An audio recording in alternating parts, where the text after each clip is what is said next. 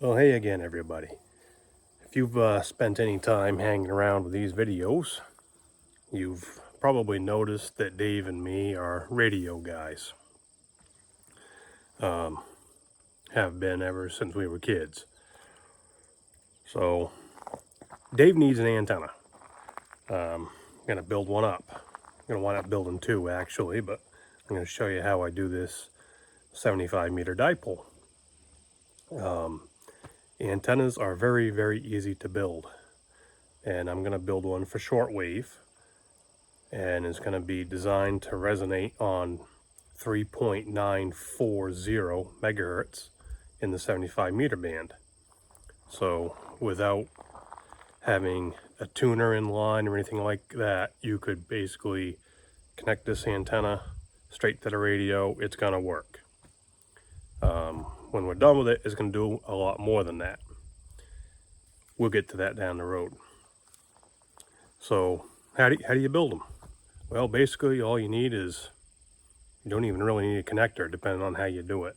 But I'm going to use a connector, 3 insulators, and some wire. And that's it. Oh, and some silicone. So I'm going to show you how I do it. So to figure out how long the antenna needs to be, it's a very, very simple mathematical formula. To make a half-wave dipole, it's a big dragonfly. To make a half-wave dipole, all we have to do is divide 468 by the frequency in megahertz. And that's going to give you your antenna length. And that's the overall length. So 468 divided by 3.94 equals 118.78 feet. Okay, a little bit of a weird number. So basically 118 3/4 feet. We can round that up to 119 or 120.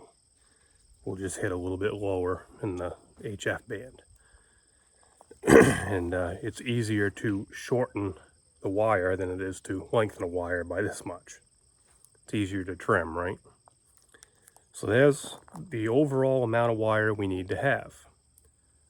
Now we're going to cut that in half. And there's 2 ways you can do that. So once you get your wire, measure out, we'll call it 119 feet for easy figuring. Run it all out in a straight line, boom, cut her off 119 feet. Fold it back on itself, end for end, run down it till you get to your loop where your halfway point's going to be. Snip it. Now you got 2 equal pieces. Or you can do the math again and just go with half of 119, which is going to come out to about 59.4. So you can measure out 59.4 feet of wire and then measure another 59.4 feet of wire, and you can get it that way. Either way is fine. We don't need to be right exactly to the inch here. It's not that fussy. So let's get some wire dragged out, start doing something. So why did I pick 3.94 megahertz for this antenna to resonate on, give or take?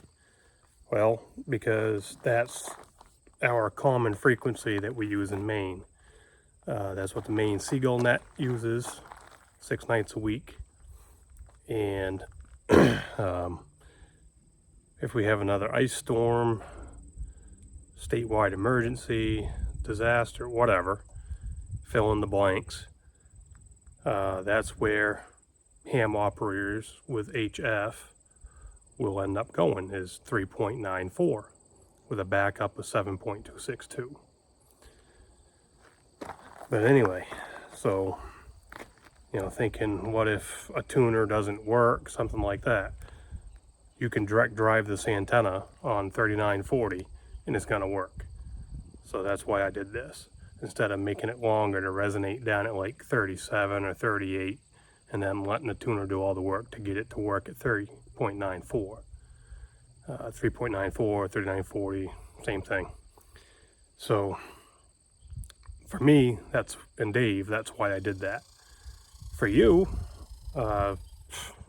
your mileage may vary, whatever you want to do.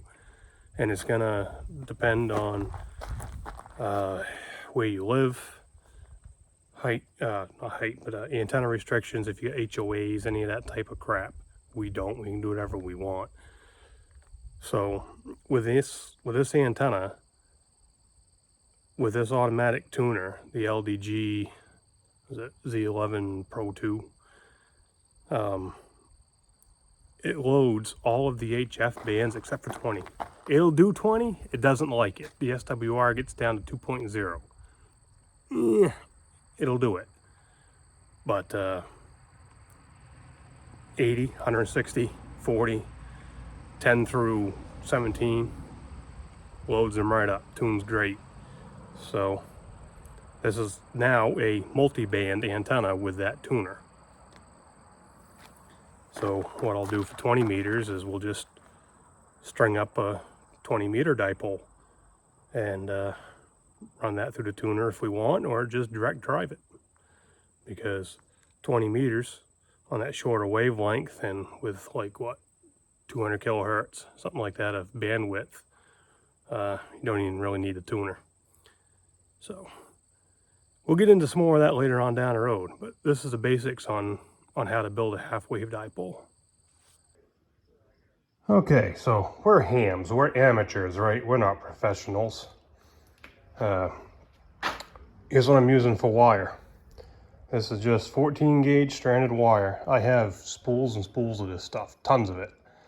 My former dad-in-law gave it to me years ago, and I really don't know what I'd really wire up with very much 14 gauge wires. So hey, you know what? Make great antennas. So I've got it stuck on a rod here in a trailer, and I'm going to measure out 59.5 feet. I'm going to round it up just a little bit. I don't care if I hit a little bit lower, you know, and resonate like 39.20, 39.10, I don't care. It's fine. It's going to be going through a tuner anyway.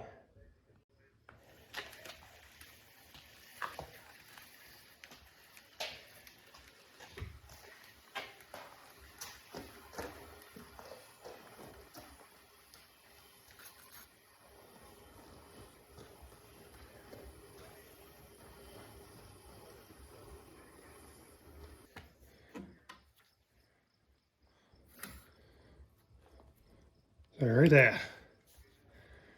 So that's the loop I was just mentioning. If you measured out 119 or whatever your total length is, and then you cut it off, you'd wind up running this end. If this was your total length wire, run it all the way back to the other end, you know, you're gonna get a loop there. Chase back to your loop, then you'll get two equal lengths. All right, so here's one element.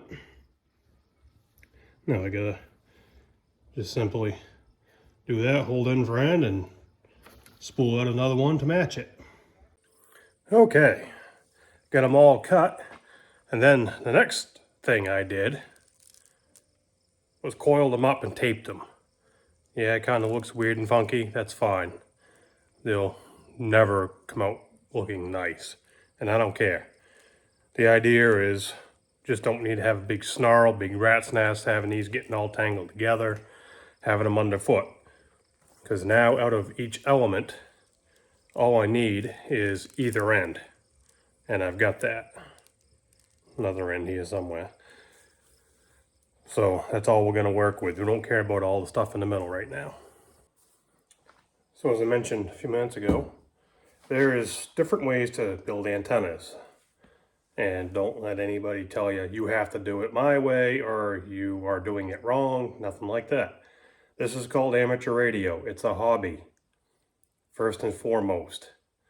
You got some wackadoodles out there, you know, you have to have a ham radio or you're gonna die. You gotta do this, you gotta do that, you gotta run my mode of operations, you gotta do whatever. If you don't use my type of antenna, my type of radio, then, you know, you're not a good ham, blah, blah, blah, blah. It's all just a bunch of egotistical BS. Enough said on that. So you can do this however you want. You can do it with a connector, without a connector. You can do it with coax, without coax. You can feed it with ladder line. You can feed it with 2 pieces of wire. There was a day when coax didn't exist. So, yeah. Coax is just easier to deal with at times. And we'll have a imbalance issue we'll get to when we put this thing in the air. I'll address it quick at the end of this. But anyway, so here's how I'm going to put this together. I've got 3 insulators. They're plastic and they're made in Maine. These are straps that go over runners in lobster traps that hold the oak runners on the bottom of the lobster trap. So 2 of these are going to be on either end, well, one on either end of the antenna for an insulator. Then we tie a string in. I'll show you that. Then the 3rd one is going to be the center point, our feed point. So we're going to drill these out, put this all together, and one of these will have the connector in it. And that's where the antenna is going to get connected to the coax. Other than that, all I'm using is what's called an SO239 connector. Pretty standard. Use them all the time. And this is a chassis mount, is the type that it's called. And I have 2 little brass bolts. I think they're 6 by 32, something like that, because they're small enough to get through those holes. Then I have some silicone. Now don't go buying $10 worth of silicone in a big tube for this little connector that we're going to seal up when we get done with this. You can seal it up with like RTV. You just want a good sealant in there because it will help repel water. And then we got some 60-40 solder. I could also do this. This is good tough wire, so I could do it with 30-70 solder, rosin core solder, not plumbing solder. And then a good soldering gun. One of those little 30 watt, 25, 40 watt pens. It ain't gonna do it. You need to have something with some heat. So this is 260, 200 watts, depending on how you set it. All right, let's build her. I've got a 1/2-inch drill bit, and I'm gonna stick this thing in the vise. Now you can use other stuff on insulators. Plastic is going to be your best bet, or lightweight glass. Plastic is great, it's lightweight. I wouldn't recommend wood because wood's going to conduct electricity when it gets wet, right? So now, right through the middle, I'm going to make a hole.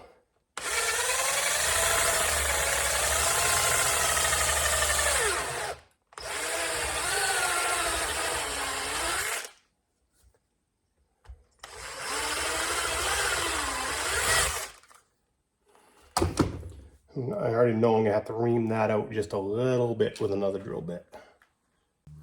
Okay, the hole size is probably like 5/8, something like that. I don't happen to have a bit that size. So I started with a 1/2 inch, then just put a regular drill bit in and reamed it out till it's big enough for that to fit in there. So now that connector will fit in there flush. That's what we want. And that's what we've got on the back side. That's where the silicone is going to go when we get done. All right, so let's grab another little drill bit, no particular size, and we're going to drill some more holes. Okay, I grabbed 1/4 inch, whatever you want to do. This don't matter. So now out in the end of the insulator, we're going to poke some holes.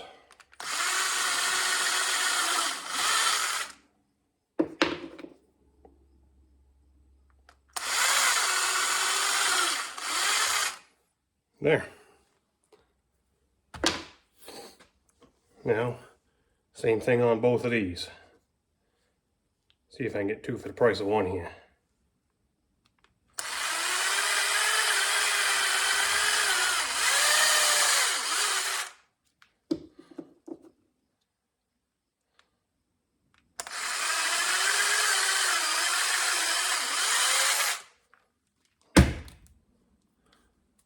All done.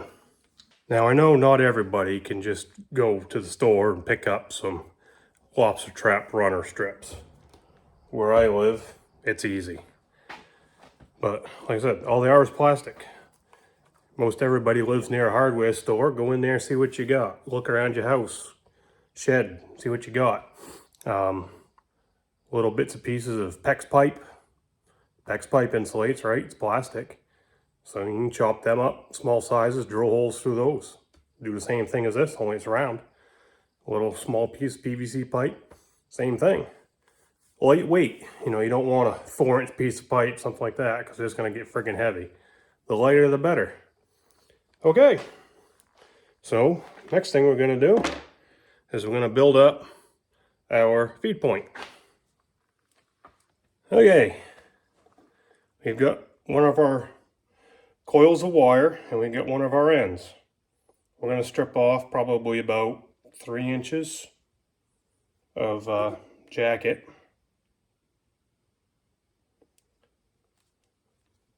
Give or take, doesn't have to be perfect.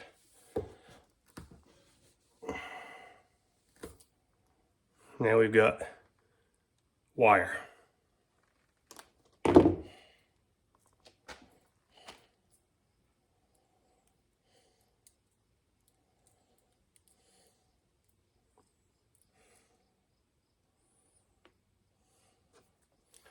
Now I'm going to take my wire.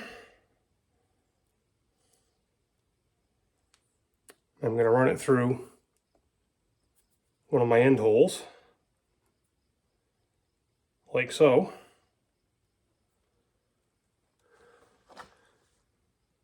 Now I'm just going to loop it back around onto itself. Now before I go soldering this up, I'm going to put another wire on here. I have a couple short pieces of wire here, no particular length, but they're equal.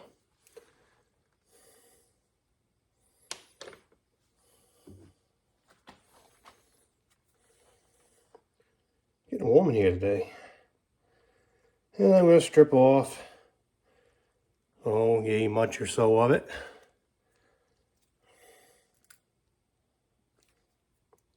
Come on. There we go.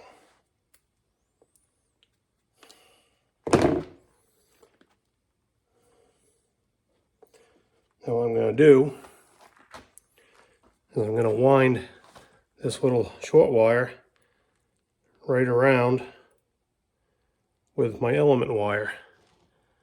Put the two of them together.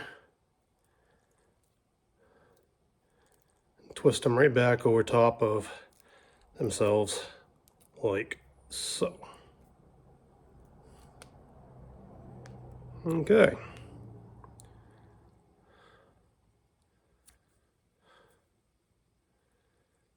So what we're, just poked myself. So what we've done is we're making a strain relief with a feeder wire. So this is going to get all soldered together. You ain't going to rip it apart when it is. So we have a strain relief, which is this loop through the insulator. So as this moves in the wind, gets ice, snow, whatever on it, all the strain comes right off that wire onto that insulator. Then this little jumper wire we made is going to come around and go to the connector. Ground side, center side, it doesn't matter. So let's solder that baby up. Then we're going to do the exact same thing on this side.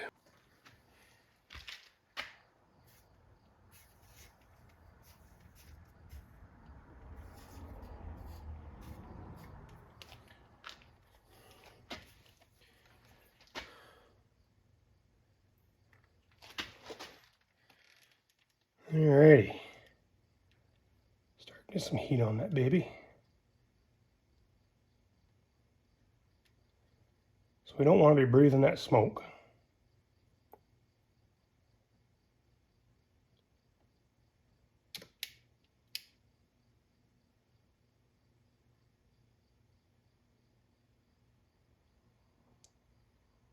Heat transfer going here.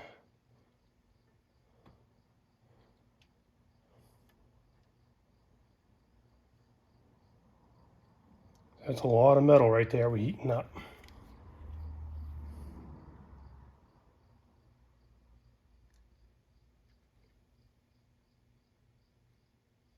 There we go.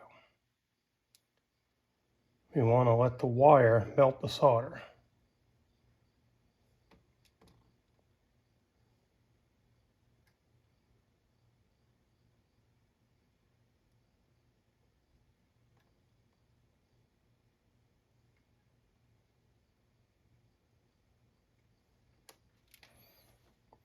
Wiggles around a little bit.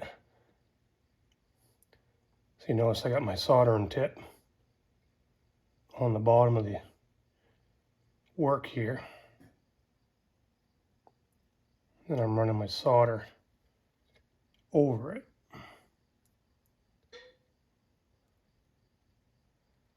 Plenty of solder in there. There we go. A couple times I had to bump the tip with the solder, get it on the wire. That just gets some heat transfer going. So that'll cool down in just a second. Okay, I can hold on to it now. So that's a very nice solder joint right there. You're not going to pull that apart. You're going to break the wire, or you're going to break this first. So there it is. Now we just do it again right here with the other element. Okay, here's a good place where you can screw up if you get a little bit ahead of yourself. So we've got our feed point built.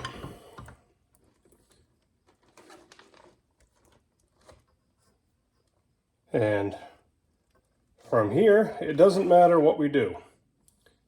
Either one can be what's called the driven element, which will be the center conductor, and the other one can be the counterpoise or the ground. Doesn't matter. What does matter is if you solder your connector pin onto your wire right now, and then you realize you forgot to put it through that big hole that you drilled, because you ain't gonna be able to get there from here. So take whatever wire you want, run it through your center hole. Yeah, now we've got it, right? And now we can solder the connector onto the wire. Having a vise is very handy doing these projects. Just FYI.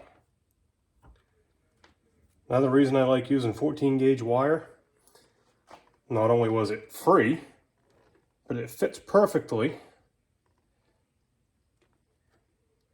in the center conductor. We're not going to heat the snot out of this.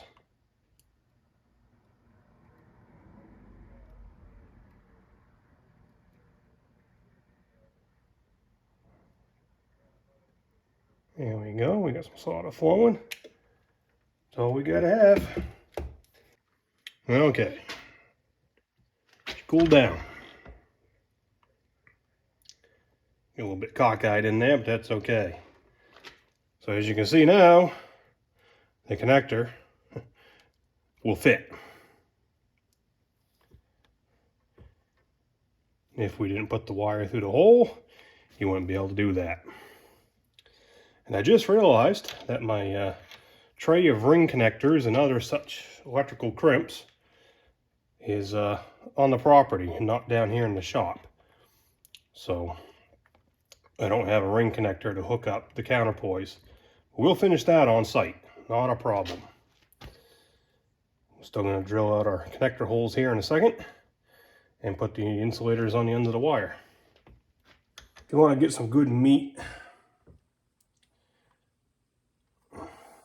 you can turn your connector diagonal like so. Then we can drill through the center connector.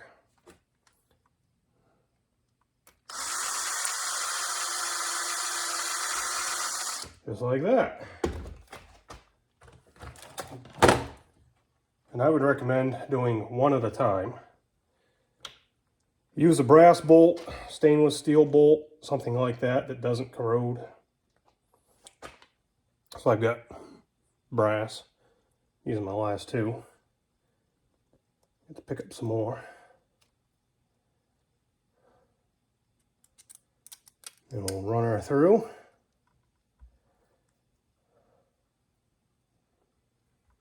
Get the nut put on.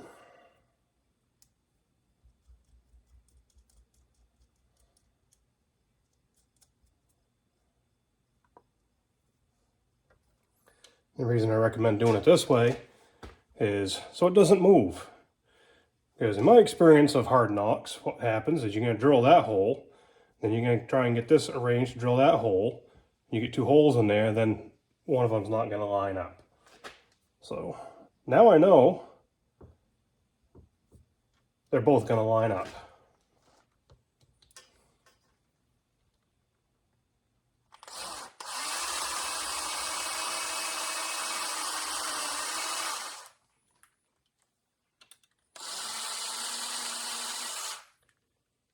All right. So if I had my crimp connector, I would take the plastic shield off of it, crimp it on here, then solder onto the wire. We'll do that on site. And then I'm just gonna attach it right to the connector with the brass bolt. All right. So now we're gonna do the insulators on the ends. This is about it. We're almost done. Just gonna find the end of the piece of wire, and there we go. Here's one end. I know gray is really easy to see, isn't it? And I'm gonna do the same thing we did on the center. Just gonna strip off. Oh, pretty much.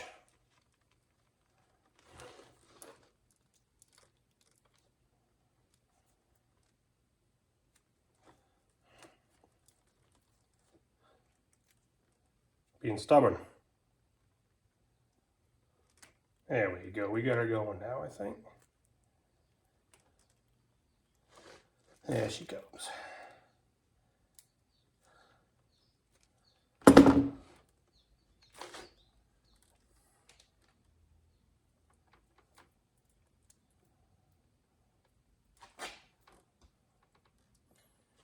Pick a hole, any hole, don't matter. And on this one, we're not going to worry about putting in a little jumper wire because we don't need it.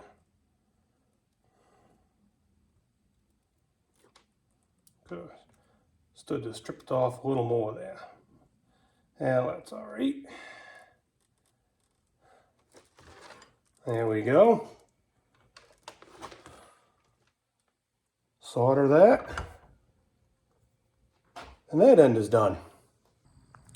Alrighty.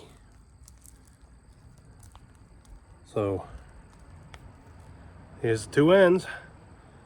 And you can tie a little piece of rope or some good strong twine or something in there. Make those holes whatever size you need them. Doesn't matter, whatever works for you. So we're all soldered up. Here's our end point. Now you see why I taped stuff up, right? So we don't have a big mess. So when I get back on site, on the property, so I can get to my connector box, I will finish that off for you. Okay, as promised, I'm back. And you can see I'm not where I was before. That's pretty quick, wasn't it? So I've got yeah. So I've got a little ring connector on here.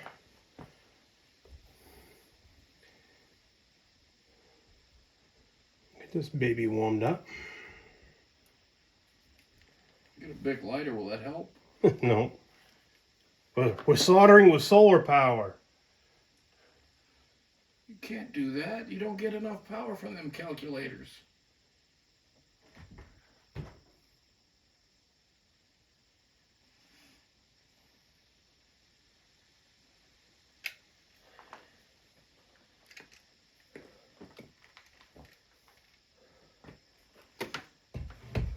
You're off grid. You can't use modern conveniences. Watch. Yep, got a messy workbench here too. So as you can see, we've got a little ring connector soldered on there now.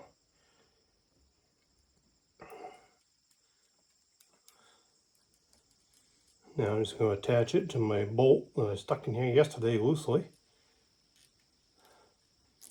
Doesn't really matter what side you go on, but I prefer going on the connector side so that you have a good connection to the connector.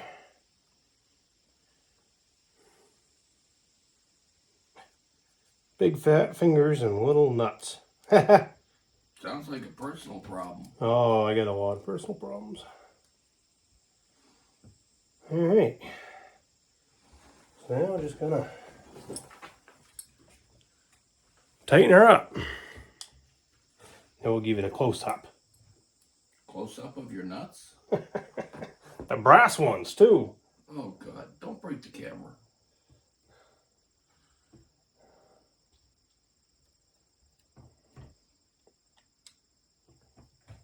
I mean, I've been accused of having brass balls, so... Then we start singing some AC/DC. Big balls? Yes. Show you what we got. A mess of wire. That's a wire, yeah.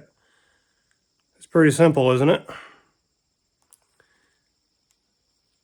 Alright, so now we're going to do some silicone right in there.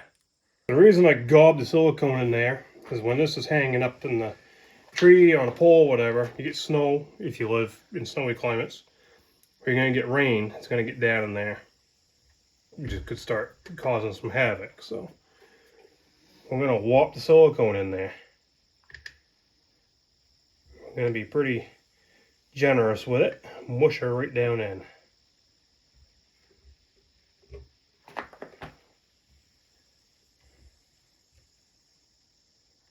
Like I said, don't go spending 10 bucks or so for a big tube like this for that little gob.